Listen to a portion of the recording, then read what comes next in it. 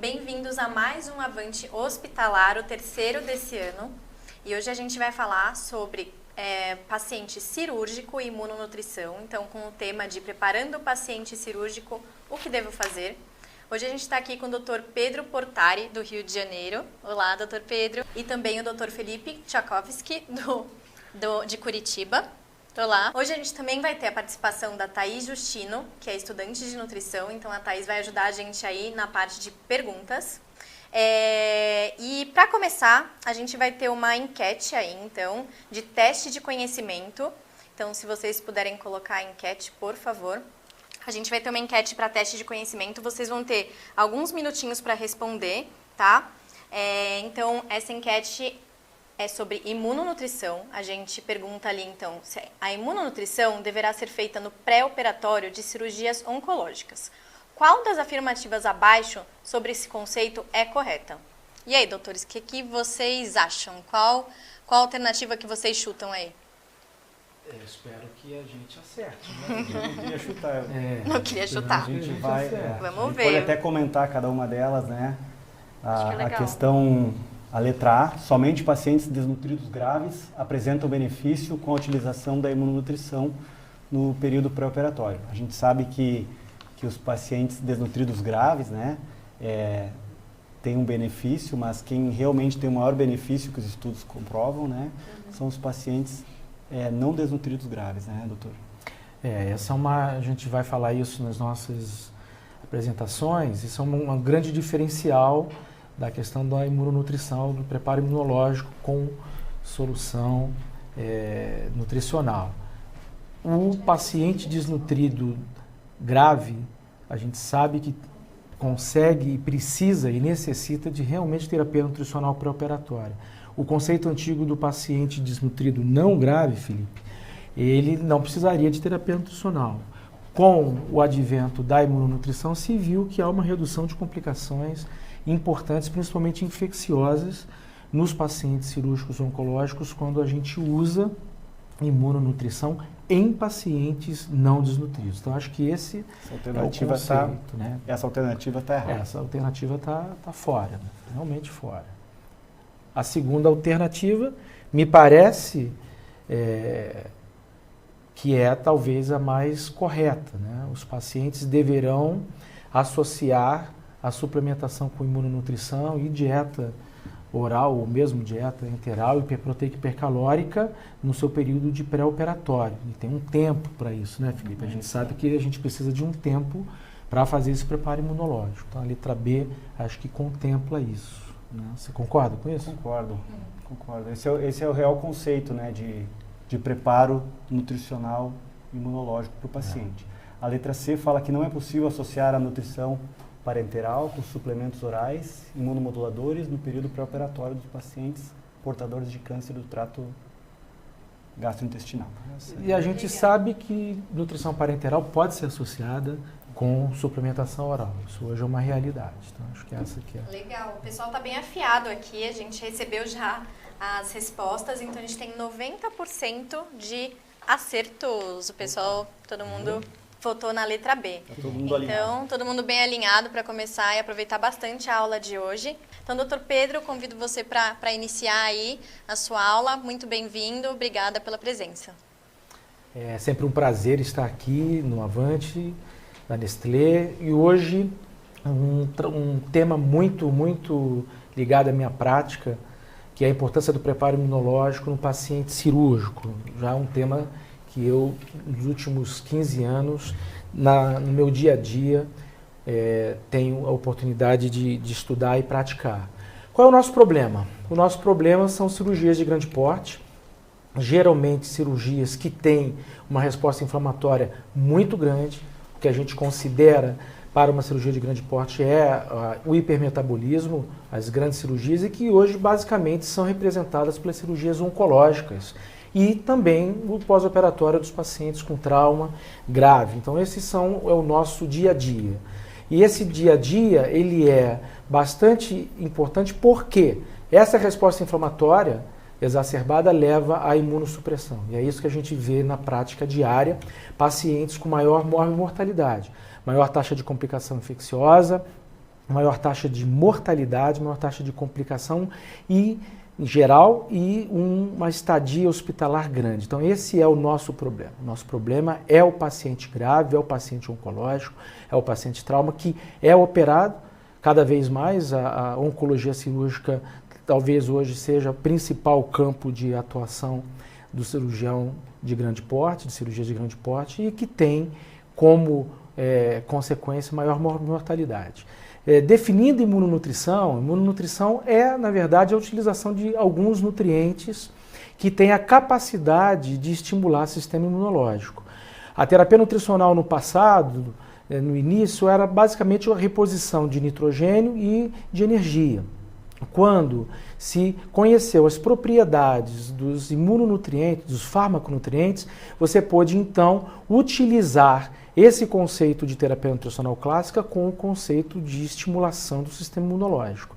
O que a gente sabe hoje, já de algum tempo, nos últimos 15 anos, essa informação é bastante disseminada, que a gente melhora o déficit imunológico, principalmente dos pacientes cirúrgicos oncológicos, você estimula o sistema imunológico no pré-operatório, você melhora a cicatrização, porque você tem uma síntese proteica melhor, e você melhora a reabilitação desses pacientes. A consequência da utilização de imunonutrição, do preparo imunológico desses pacientes, é diminuição de complicações, diminuição de custo, e na verdade é isso que hoje em dia a gente tem em mente quando a gente prepara esses pacientes, né? Dentro do nosso arsenal e dentro da literatura mundial, o que nós temos é a grande maioria dos trabalhos trabalhando com o produto Impact, que tem dentro dos seus nutrientes imunomoduladores a arginina, o ácido graxo ômega 3 e os nucleotídeos. Então essa é a realidade mundial da literatura e do dia a dia de nós todos que trabalhamos com imunonutrição.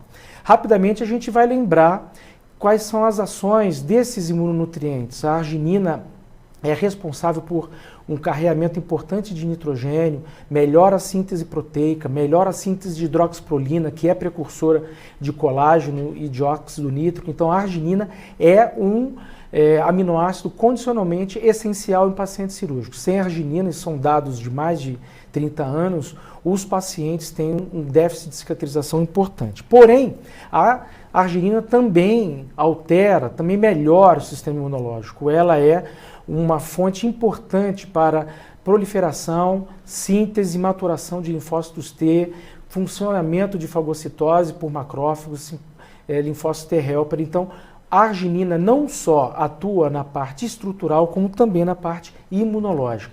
E a gente sabe, e basicamente quem trouxe essa informação foi o Dr. Juan Ochoa, que há uma depressão de arginina no pós-operatório, principalmente de cirurgias de grande porte e trauma.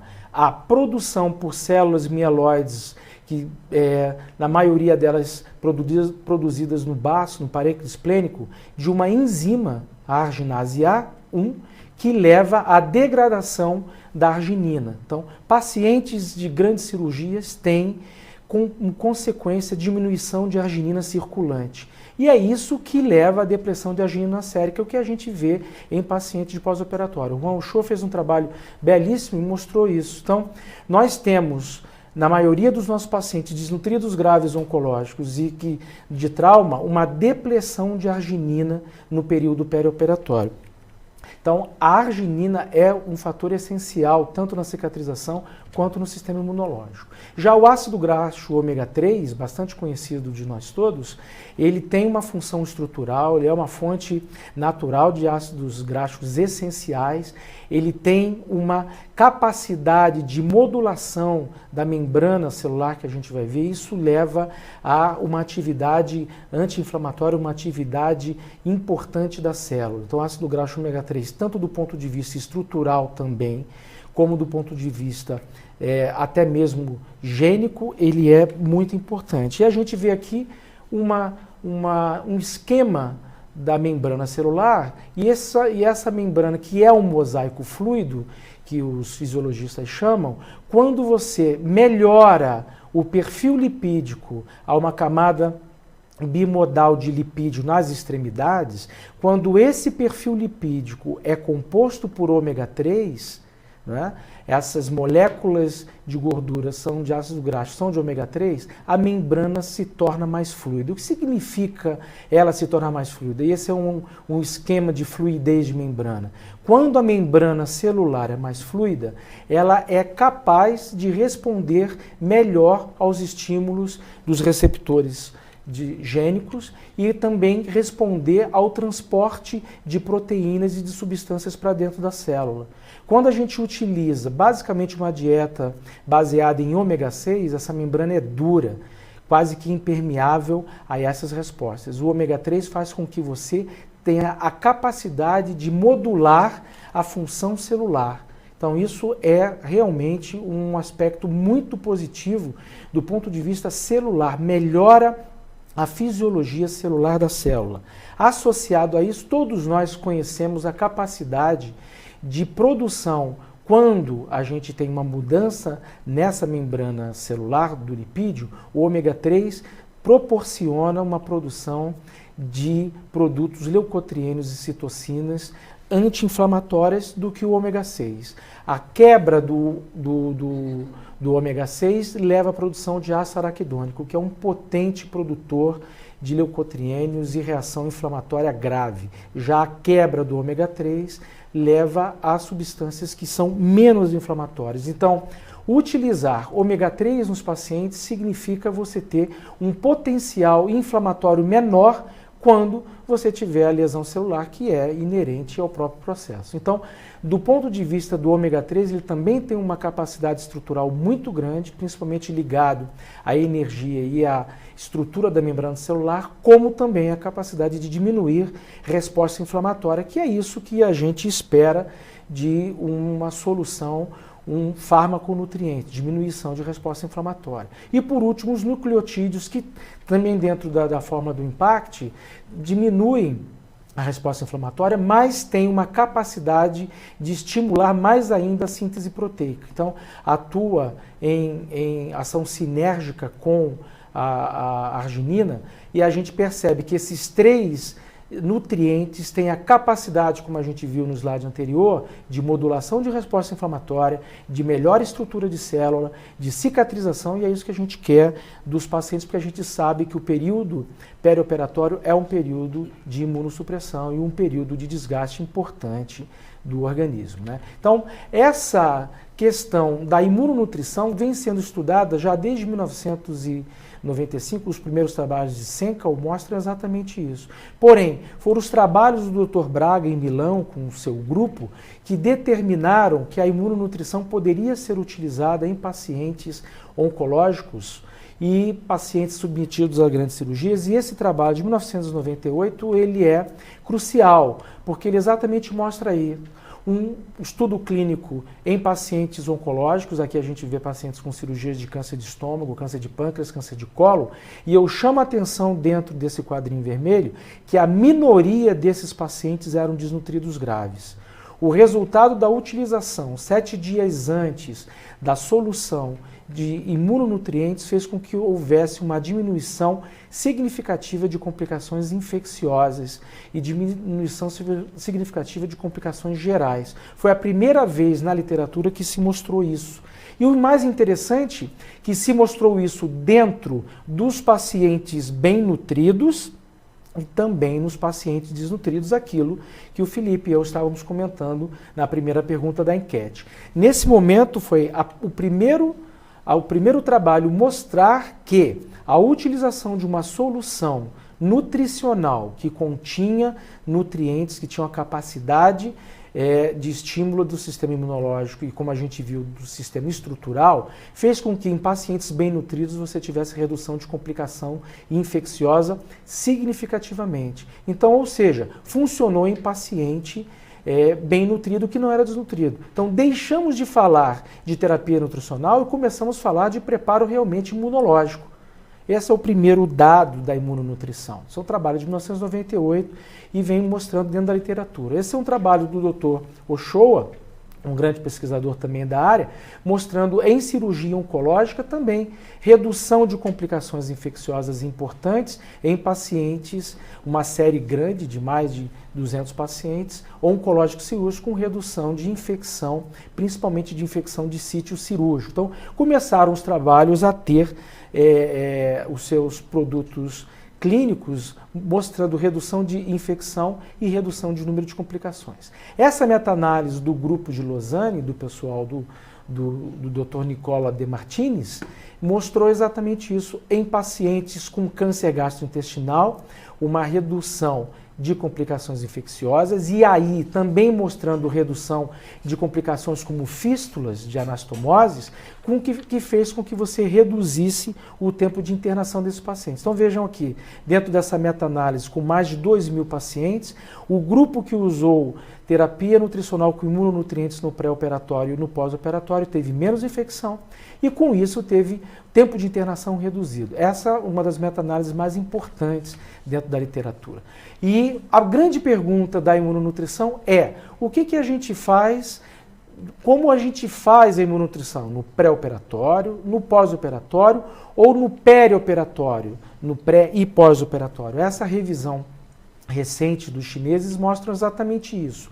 A diminuição de complicações infecciosas necessita que a gente faça o imunonutriente, a solução de imunonutrição no pré-operatório e no pós-operatório, e como disse o Felipe, principalmente em pacientes desnutridos graves. Há uma necessidade de você fazer então no período perioperatório e o trabalho mostra isso, analisando todos os trabalhos de imunonutrição. Ele fez um esqueminha aqui bastante interessante, que nessa primeira linha que ele mostra que complicações infecciosas, a melhor forma de utilização de imunonutrição é no período perioperatório, ou seja, pré e pós. Quando a gente está falando de complicações não infecciosas, e aí a gente entra o trauma, né? A gente lembra que no período pós-operatório pode ser utilizado, parece que é o melhor, não é? Mas a redução de tempo de internação também necessita que a gente tenha a utilização no período pré-operatório e no período pós-operatório. E o interessante disso tudo, conversando aqui antes da nossa apresentação com o Felipe, que quando você associa a imunonutrição a protocolos multimodais, esse é um trabalho que em câncer de cólon e reto, que você associou o protocolo ERAS multimodal com imunonutrição, você potencializa essa diminuição de complicações. Esse foi o primeiro trabalho mostrando a utilização de imunonutrição em pacientes que fizeram protocolo ERAS e também os pacientes usando IMPACT tiveram menos infecção de ferida operatória, tanto no sítio profundo quanto no sítio superficial e menos complicações gerais no pós-operatório. Então, essa associação ela é muito importante. Então, todas essas sociedades europeia, americana e o nosso próprio DITEM dizem que a utilização da terapia com imunonutrientes ela deva ser feita, principalmente no desnutrido grave, 5 a 7 dias antes e após a cirurgia, porque é um moto contínuo toda a reação inflamatória e o período de imunossupressão no pós-operatório imediato é realmente muito importante. A nossa diretriz acerto publicada na revista do Colégio Brasileiro de Cirurgiões fala a mesma coisa, utilização em pacientes oncológicos e pacientes de cirurgias de grande porte de soluções imunomoduladoras 5 a 7 dias antes no pré e no pós-operatório. E esse é um resumo da questão da imunonutrição, exatamente feito pelo Dr. Dilipe Lobo, alguns anos atrás, mostrando que desnutridos graves devam fazer nutrição parenteral ou nutrição oral ou suplementação durante 7 a 14 dias e os últimos 5 a 7 dias associado à imunonutrição. E aqueles pacientes que não têm desnutrição grave vão fazer nos seus últimos 5 a 7 dias a imunonutrição. Essa seria uma forma muito segura e muito moderna de você preparar os protocolos de pacientes de cirurgias oncológicas, associados à abreviação de jejum e associado a todo o protocolo ERAS acerto, né? Por último, eu gostaria de falar sobre a nova tendência mundial, que é o programa Strong for Surgery, e a gente vai ver como que a gente está inserindo isso, que é um programa de preparo pré-operatório do Colégio Americano de Cirurgiões, de 4 pilares cruciais. O Strong for Surgery fala de nutrição pré e pós-operatória, coloca a imunonutrição quando indicada como um pilar, fala de redução de tabagismo, fala de controle glicêmico e fala de avaliação da medicação dos pacientes que têm medicações. Esse é um programa que tem checklists específicos, um programa muito importante que associa realmente o paciente com o cirurgião, faz com que o paciente tenha um contato maior com o cirurgião. Ele é composto de folders explicativos tanto para os pacientes como para os médicos. A gente vê aqui um checklist nutricional que o paciente, junto com o médico, preenche no seu pré-operatório. E esse é um programa que coloca em contato muito íntimo o cirurgião e empodera o paciente. O paciente passa a ter contato mais efetivo com o preparo que ele vai ter e ele pode opinar e pode realmente participar ativamente do seu preparo e do seu tratamento. Muda completamente o paradigma dos cuidados perioperatórios e a gente tem certeza que se a gente consegue, os americanos estão implementando isso já há mais de 5 anos, a gente vai mostrar para vocês o que a gente vai fazer aqui no Brasil e é baseado nesses checklists e na informação ao paciente do que é melhor para ele, naqueles 4 pilares de nutrição, controle de glicemia, redução de tabagismo e controle das medicações. Estamos desenvolvendo junto com a Nestlé e o Colégio Brasileiro de Cirurgia do Aparelho Digestivo o programa Impacto Positivo, que é a adaptação do Strong for Surgery para o Brasil. Esse programa da Nestlé é um programa muito importante, foi lançado agora no Congresso Brasileiro de Cirurgia e nós vamos implementar nos próximos anos dentro do Brasil para exatamente mudar o paradigma do preparo desses pacientes cirúrgicos. Muito obrigada, doutor. Ótima aula. E agora eu gostaria de chamar o doutor Felipe também para palestrar. Parabéns, doutor Pedro, pela brilhante apresentação muito técnica e ao mesmo tempo fácil de entender, de compreender. Eu acho que todo mundo que está em casa assistindo a aula teve uma noção bem ampla sobre a imunonutrição e o preparo para os pacientes submetidos à cirurgia. Então eu vou, depois dessa aula bastante técnica, eu vou tentar explicar como eu faço, né? Então eu vou apresentar a implementação do nosso serviço de imunonutrição dos protocolos para os nossos pacientes. Posso passar o primeiro slide aqui? Então, o que eu espero quando eu submeto um paciente a uma avaliação pré-operatória e a uma cirurgia? Eu espero oferecer para o meu paciente o melhor tratamento, aliviando seus sintomas e objetivando a melhora dos sintomas e alcançando a cura para esse paciente. Espero que ele tenha uma rápida recuperação e que possivelmente não sofra com as possíveis complicações e volte rapidamente às suas atividades habituais. Esse é o que eu espero para o meu paciente. Para isso, a medicina lança mão de diversas técnicas operatórias que vem melhorando a cada ano, né, equipamentos, equipe multidisciplinar, tecnologia, materiais. Toda a medicina está engajada para melhorar a qualidade do tratamento e os objetivos, né? Lembrando que o nosso paciente oncológico, ele geralmente se apresenta com distúrbios já provocados pela doença de base que o trouxe à consulta, né? Geralmente com dificuldades, odinofagia, dificuldade para engolir, dificuldade para comer, dor, disfunção orgânica. Além disso, lembrando que esse é um paciente que vem polimedicado, é um paciente com atraso ao diagnóstico, muitas vezes, né? Chega numa condição ruim. E as cirurgias do trato gastrointestinal, cirurgias do aparelho digestivo alto, podem dificultar esse paciente para uma dieta no pós-operatório, né? Então, tudo isso eu tenho que ter em mente. E isso é um real risco para levar o paciente a um jejum prolongado caso tenha complicações. Então, eu estava conversando com o Dr. Pedro anteriormente, né? A gente tem que preparar esse paciente para uma cirurgia pensando que possam haver complicações, esse paciente tem que estar preparado para isso, né? Então, o que eu não quero para esse paciente? Eu não quero que ocorram complicações. Então, coloquei a figura aqui de um lobo, e aqui essa figura emblemática, que muitos devem estar se perguntando por que eu coloquei. Aqui o lobo representa uma real complicação, e aqui nós temos os 3 porquinhos da Disney, né, da década de 30. Observa que tem um trabalhando mais arduamente lá. Talvez esse aqui seja alguém que está preparando mais a sua casinha, né? Vocês lembram, recordam da história dos 3 porquinhos. Bom, agora vamos para a parte prática. Vamos operar esse paciente, tá? Então, nós temos cirurgias gastrointestinais, hepatopancreato-biliares, coloretais, cirurgias torácicas, cirurgias de cabeça e pescoço, mama, pelve, cirurgias oncológicas, cirurgias de grande porte.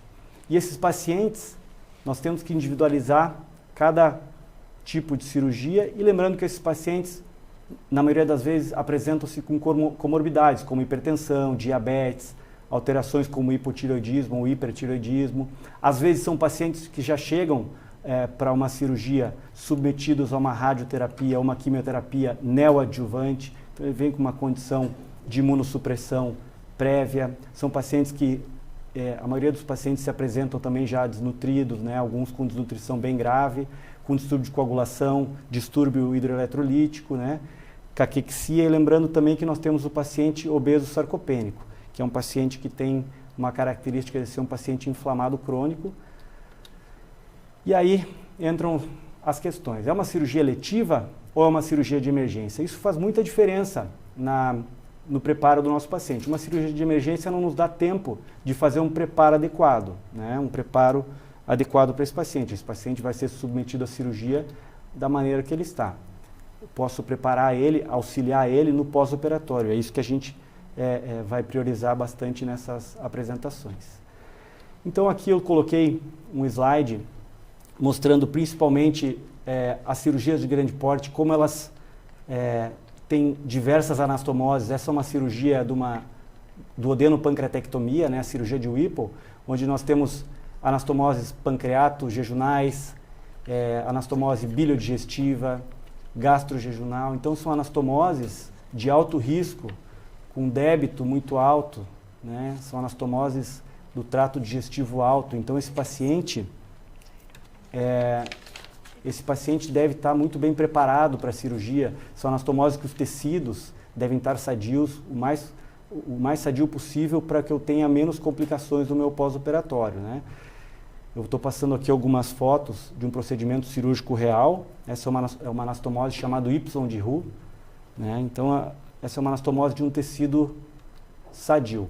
Lembrando também que as cirurgias, essa é uma foto de uma gastrectomia, lembrando do poder desabsortivo de algumas anastomoses, né? Uma alça pancreato-biliar longa vai perder parte de absorção de os alimentos, né? Isso tudo a gente tem que entender o mecanismo que isso pode causar, as consequências que esse mecanismo pode causar num paciente oncológico, né? Então, nós temos aqui uma grande questão que o Dr. Pedro apresentou brilhantemente na palestra anterior, que é a imunonutrição versus a terapia nutricional convencional.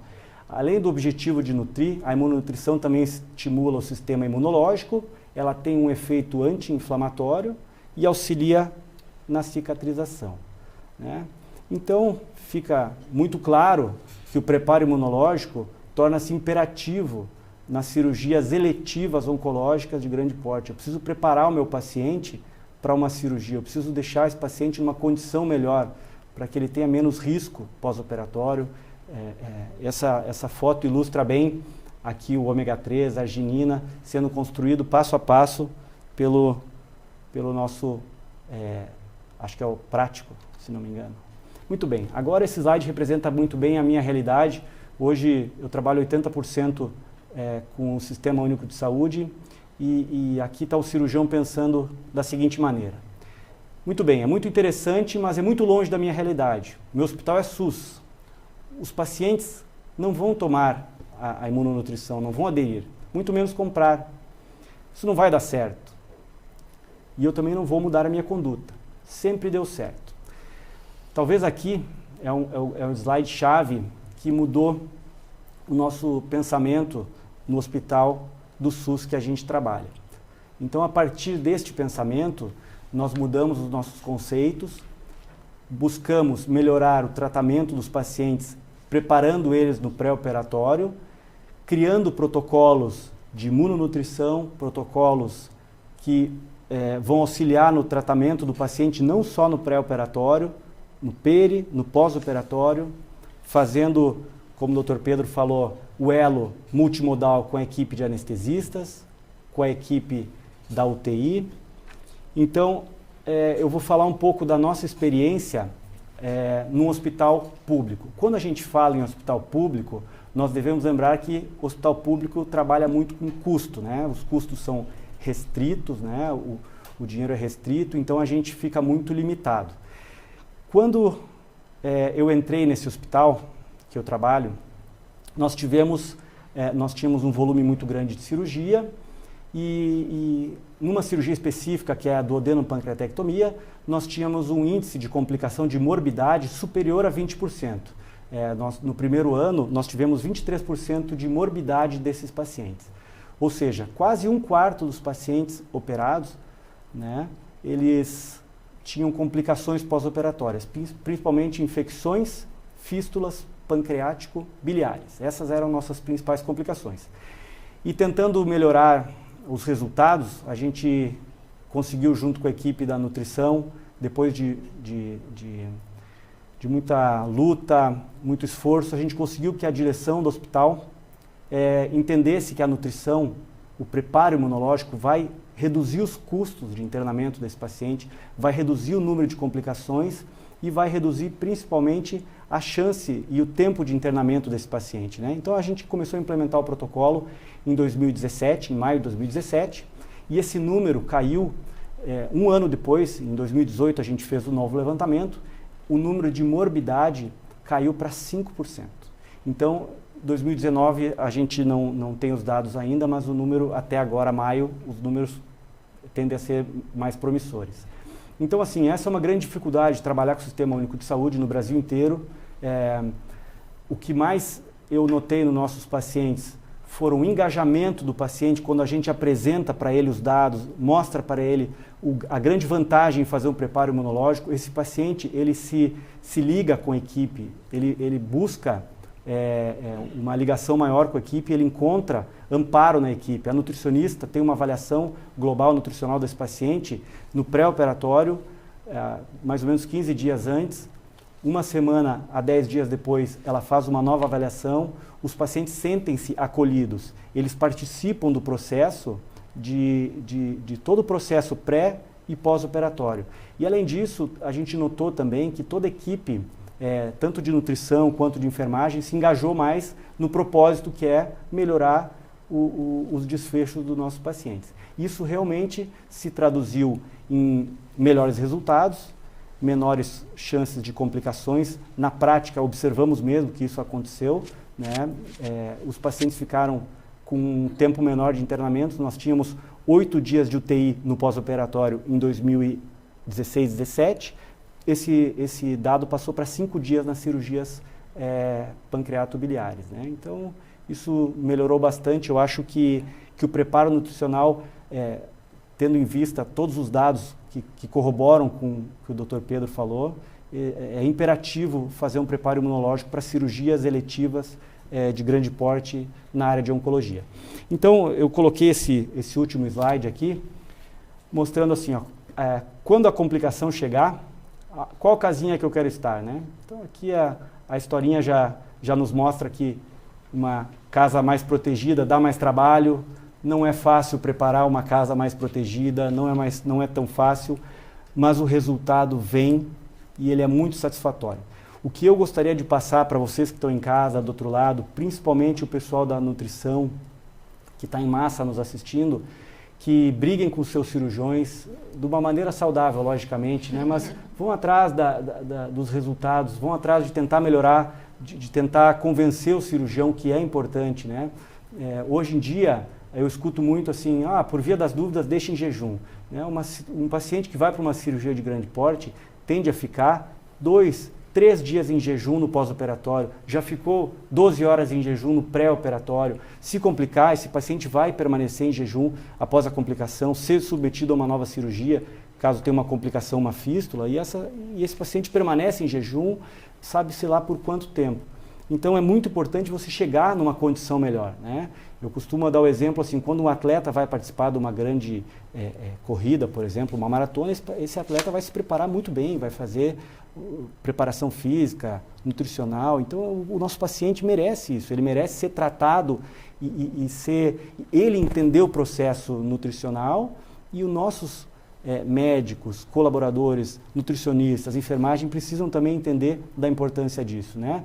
Quando a gente começou com o protocolo, nós tínhamos uma grande dificuldade, que era nos pacientes desnutridos graves, que não tinham condições de fazer a dieta via oral. Nós começamos a fazer a dieta nasoenteral, com sonda nasoenteral. Nós tivemos uma grande resistência por parte da enfermagem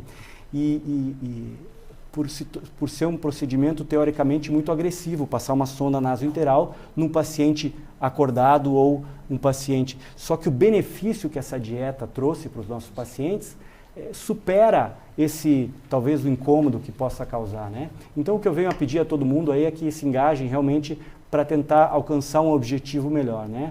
O paciente entender o processo nutricional, a equipe médica, porque não adianta você fazer um pré-operatório muito bem feito, né, doutor Pedro, fazer uma cirurgia bem feita e o pós-operatório a gente faltar aquele elo que vai levar a nossa corrente a fortalecer o tratamento do nosso doente. Lembrando também que a imunonutrição nos mostrou, dos nossos pacientes do SUS, eles se adaptaram tanto à imunonutrição que o nosso paciente, durante a quimioterapia adjuvante ou a radioterapia, eles continuaram fazendo uso por conta própria, eles se sentem melhor, sentem-se mais fortes, né? E isso nos chamou muito a atenção e nos deixa bem felizes. Realmente, durante o tratamento adjuvante, a imunonutrição trouxe melhores resultados. Quem sabe fica aí uma dica para um próximo trabalho, para a gente pensar como são o desfecho de pacientes fazendo imunonutrição numa quimioterapia. Como será que esses pacientes reagem com relação à imunidade, né? Com neutropenia, febre, internamentos, né? Isso fica uma dica aí. Então eu queria agradecer a todo mundo pelo convite, parabenizar o Dr. Pedro mais uma vez e agradecer a Nestlé pelo convite. Muito bom, doutor. Adorei a ideia das casinhas, então vamos preparar a nossa casinha aí, preparar o paciente realmente para passar pela cirurgia. E agora a gente vai abrir para perguntas, então a gente tem várias perguntas e elogios que chegaram aí por todo o Brasil e a gente recebeu uma pergunta ao vivo para fazer para vocês lá da Paraíba. Vamos soltar a pergunta? Então eu gostaria de fazer uma pergunta aí para a mesa. Eu sou Marcelo Gonçalves, sou cirurgião do aparelho digestivo, professor adjunto aqui do Departamento de Cirurgia da Universidade Federal da Paraíba. O meu questionamento é qual o papel da dieta imunomoduladora no pré-operatório para a cirurgia bariátrica? Qual o papel da imunonutrição no preparo para a cirurgia bariátrica, doutores?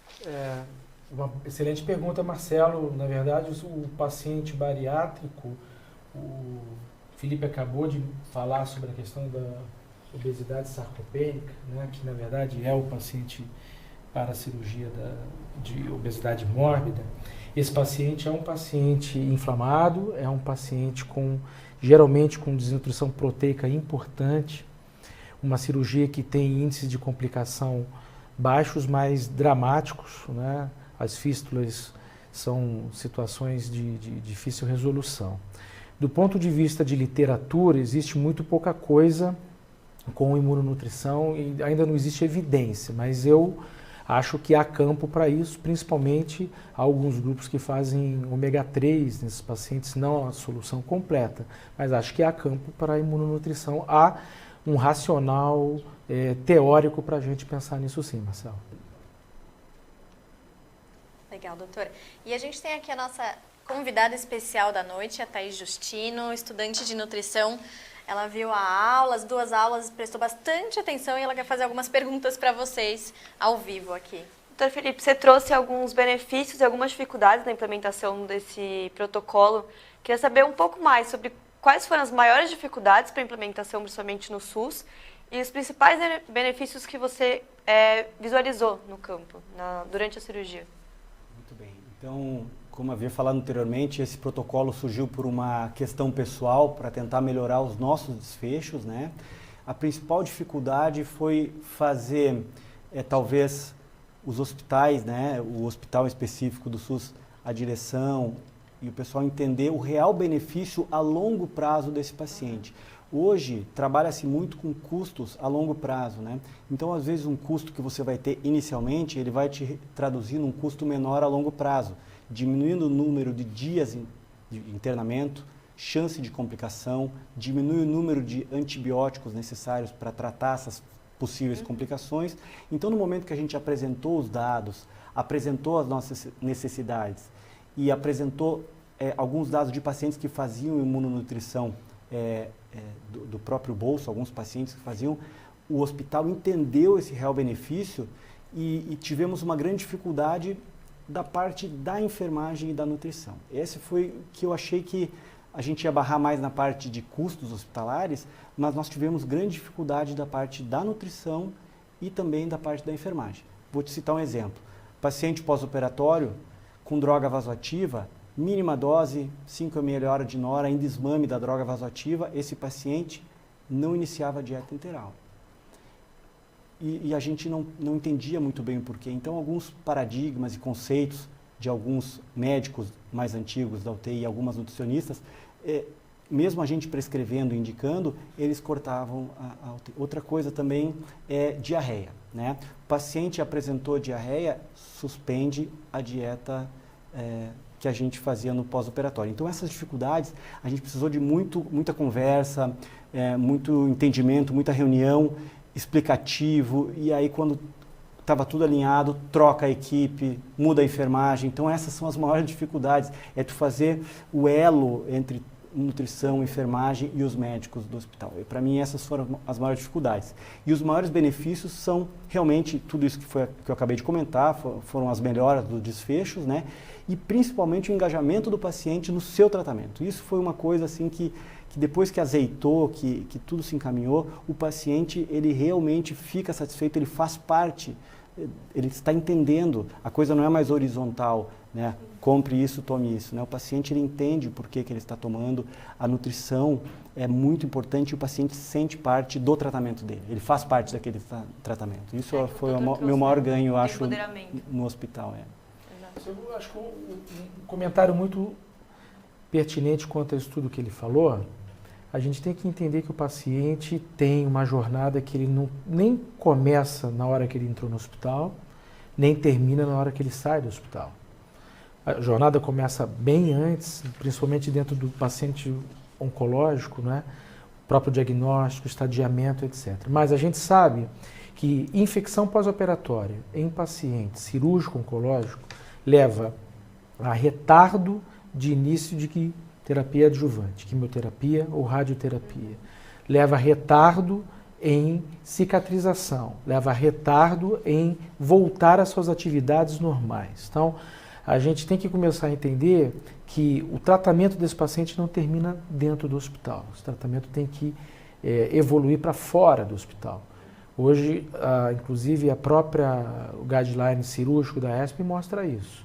Tanto no período de neoadjuvância, os pacientes que precisam de neoadjuvância no pré-operatório, quanto no período de pós-operatório antes da quimioterapia, esse é um paciente que necessita de terapia nutricional na maioria das vezes. Diminuir infecção pós-operatória impacta em sobrevida livre de doença. Isso é um dado que a literatura vem mostrando nos últimos tempos.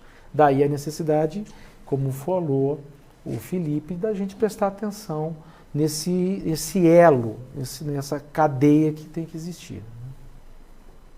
Para você, doutor, ele falou um pouco da dificuldade de trazer para a nutrição e para a enfermagem, mas a gente sabe que existe uma dificuldade muito grande também da equipe médica de entender a importância da imunonutrição. Você, como membro da Sociedade Brasileira de Cirurgia, queria que você contasse um pouco sobre isso para a gente. Qual que é a dificuldade, o que você mais entende que os médicos sentem de implementar? Acho que uma história muito rápida, a terapia nutricional no Brasil e no mundo, mas no Brasil, ela iniciou com cirurgiões. Turma de Curitiba e a turma lá do Rio de Janeiro. Então, os cirurgiões foram os pioneiros em nutrição parenteral. Com o passar do tempo, o cirurgião deixou de lado, aos poucos, principalmente com o advento da nutrição enteral, o cirurgião deixou de lado essa prática. E metabolismo e cirurgia é essencial. Nos últimos 15 anos, e eu acredito, todos os estudiosos mostram que o impacto da imunonutrição trouxe o cirurgião de volta para o pensamento da imunonutrição e do metabolismo. O papel nosso no Colégio Brasileiro de Cirurgiões, a gente elencou, dentro do Colégio Brasileiro de Cirurgiões, temos um comitê de cuidados perioperatórios que o projeto Acerto, ele é o nosso guia de cuidados de pré e pós-operatório. E dentro do projeto Acerto, a imunonutrição ela é essencial. Então a gente está correndo o Brasil inteiro, a gente percebe, como você falou, uma ignorância dos colegas, mas cada vez mais a gente entende que é necessário a gente divulgar isso, e os cirurgiões, principalmente os cirurgiões jovens como ele, os cirurgiões oncológicos jovens, percebem essa diferença da qualidade do tratamento que tem. Então acho que o caminho é esse aí, a divulgação de informação, eventos à distância, simpósios, congressos, reuniões de serviço, não tem outra forma, além da gente realmente introduzir isso dentro do programa de graduação médica. Sim. A gente tem que entender que o aluno tem que conhecer isso, o residente na sua formação tem que conhecer isso. Então, acho que é esse o caminho. Muito obrigada. Legal, agora a gente vai abrir para perguntas que a gente recebeu do Brasil afora, e a gente recebeu vários elogios também, então eu vou dar uma lidinha antes nos elogios. A Rafaela Damasceno, de Itabori, fala que o PIP é muito legal, adorou esse checklist, está empolgada aí para receber mais informações. A gente tem também aqui o pessoal que está lá aqui em São Paulo assistindo a gente, e tem uma pergunta bem interessante sobre dose de ômega 3, que eu acho que é legal a gente responder. Então, a Alessandra Bedin, de São Paulo, ela pergunta: boa noite, doutores. Espera que saiu aqui.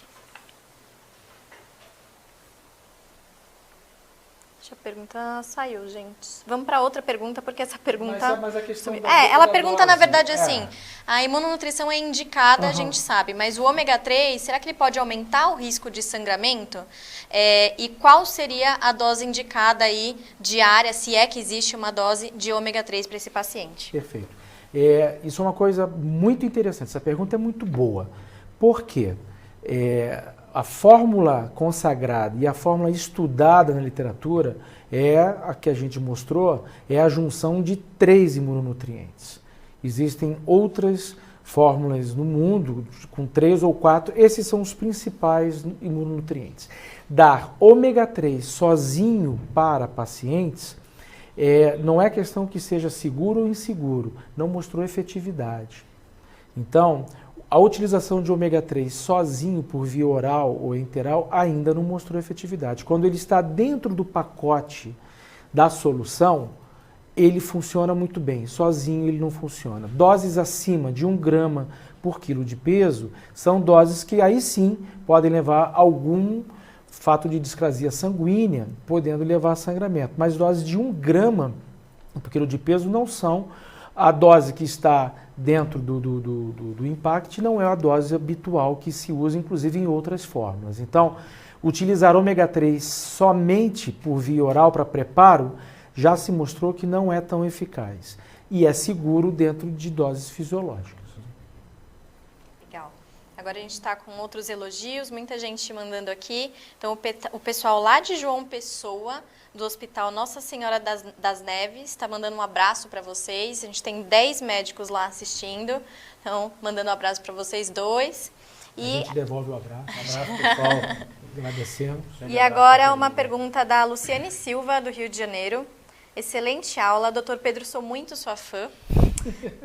Tenho uma dúvida, em cirurgias de cabeça, oncológica ou neurológica, existe também o benefício da imunonutrição? Vamos separar as coisas. Existem muitos dados de cirurgia de cabeça e pescoço. E aí a gente lembra a cirurgia de cabeça e pescoço é aquela basicamente oncológica de laringe, de tumores da cavidade oral, da boca, de tumores de faringe, grandes dissecções dos gânglios do pescoço, e já existe dado suficiente para dizer que imunonutrição modifica muito o pós-operatório desses pacientes. Entre os imunonutrientes mais estudados em cirurgia de cabeça e pescoço está a arginina, já há mais de 30 anos estudada, né?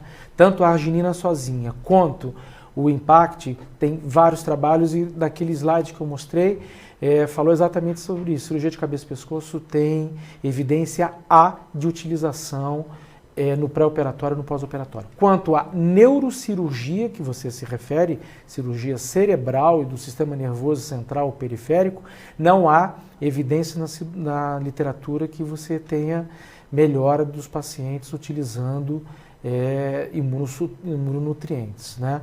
Talvez porque seja uma cirurgia muito laborativa, muito grave, mas a reação inflamatória ela é sistêmica, mas ela é localmente relacionada com o cérebro e o mecanismo é completamente diferente. Mas em cabeça e pescoço isso já é consagrado já. Legal. Agora a gente tem também outro elogio aqui. O Luan de Passo Fundo também manda um abraço. Os residentes da saúde do idoso e atenção ao câncer do Hospital São Vicente de Paulo estão todos reunidos lá, mandando um abraço para vocês. E agora uma pergunta para o Dr. Felipe. Então, a Thaís Correia de Campinas, ela pergunta: Dr. Felipe, na sua experiência, pensando em imunonutrição no pós-operatório, você inicia a imunonutrição logo na primeira refeição líquida do paciente? Então, primeiro eu vou devolver um abraço ao pessoal de Passo Fundo, lembrando que eu sou gaúcho, né? Então, mandar um grande abraço ao pessoal de Passo Fundo para o Hospital São Vicente de Paula. E essa pergunta é uma pergunta que não existe uma resposta ideal, né? A imunonutrição eu sempre inicio logo o mais rápido possível, né? Agora, lembrando que existem diversos tipos de cirurgia, né? Cirurgia, uma esofagectomia, uma cirurgia que o paciente fica com dificuldade para deglutição, por isso a gente usa sondas nos pacientes, né? Mas assim que o paciente tem condições, a gente inicia o mais rápido possível a imunonutrição. Isso tornou-se uma rotina no nosso serviço e a gente usa isso de rotina. Já há bastante tempo, nossos pacientes iniciam o mais rápido possível, conforme as condições de cada paciente, né? Legal. Agora uma pergunta para o Dr. Pedro, da Graziele, do Rio de Janeiro, da sua cidade. Ela pergunta: Dr. Pedro, em pacientes críticos em uso de amina vasoativa, é contraindicado o uso de arginina? Essa é uma pergunta importante, é uma pergunta clássica, uma dúvida de nós todos. Por definição, vamos sempre entender que terapia nutricional só pode ser realizada em pacientes que têm uma estabilidade hemodinâmica. Não significa, Felipe abordou isso, não significa que o paciente que tem uso de droga vasoativa, noradrenalina, por exemplo, não possa fazer terapia nutricional se ele está estável em doses razoavelmente fisiológicas e que não levam à hipoperfusão. Porque a principal contraindicação de você fazer a noradrenalina é você fazer hipoperfusão do trato gastrointestinal e você não conseguir alimentar esse paciente por vasoconstricção. A resposta para você é: você pode utilizar a imunonutrição nos pacientes graves em drogas vasoativas. Você não deva utilizar arginina em doses altas e aí qualquer tipo de solução em pacientes que têm instabilidade hemodinâmica ou choque séptico, por conta que a fisiopatologia desses pacientes é vasodilatação dos grandes vasos. O óxido nítrico que é produzido, originado lá da quebra, da síntese através da arginina, ele vai piorar isso. Mas isso é uma população limitada de pacientes. A maioria dos pacientes críticos podem utilizar com segurança desde que estejam dentro desse parâmetro de hemodinâmica estável e sem sinais de choque séptico. Muito bom. Então a gente vai encerrar. Eu queria encerrar aqui com mais um elogio. Então a Juliane de Campos Rodrigues, de Pirassununga, Ela disse assunto importantíssimo e nós sabemos que cada dia é um desafio para conscientizar a equipe multidisciplinar da importância do paciente estar bem nutrido e preparado para a cirurgia. Parabéns pela aula. Muito legal. Obrigada, Juliane, pelo elogio. E até o próximo Avante. Muito obrigada, doutores, pela presença e Thaís também. Tchau, tchau. Tchau, tchau.